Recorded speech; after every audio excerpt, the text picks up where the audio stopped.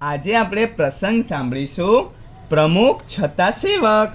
પ્રમુખ સ્વામી મહારાજનો પ્રસંગ. સ્વામી શ્રી સારંગપુરમાં બિરાજમાન હતા. જલઝીણી એકાદશીનો ઉત્સવ હતો. ઉત્સવ પૂરો થતાં હરિભક્તો વિખરાયા ને થાકેલા સંતો ભક્તો તો આરામમાં ગયા. સ્વામી શ્રી બાજુમાં સૂતેલા સેવક સંતની ઊંઘ ઉપવાસને લીધે ઉડી ગઈ, પરંતુ પડખું ફેરવતા તેમની નજર સ્વામીશ્રીની પથારી ઉપર પડી. પથારી તો ખાલી હતી. એટલે ક્યાં ગયા છે સ્વામીશ્રી?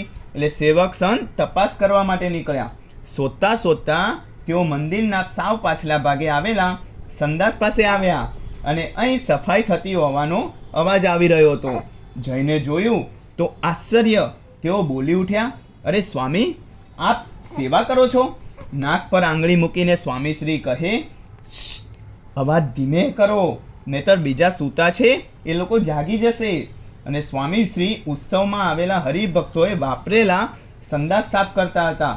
સ્વામીશ્રીના હાથમાંથી સાવરણોને ડોલ લઈ લેવા સેવક સંતે આગ્રહ કર્યો, પણ સ્વામીશ્રી કહે, એકથી ભલા બે, તું પાણી લાવ અને હું સાવરણો ફેરવું, બસ. અને આમ તેમણે સફાઈ કરી. એટલે એવા છે આપણા ગુરુ પ્રમુખ સ્વામી મહારાજ. પોતે ગુરુ છે તો પણ તેઓ સેવક તરીકે સેવા કરતા હતા. એટલે આપણે પણ સેવા કરવાની. સ્વામિનારાયણ.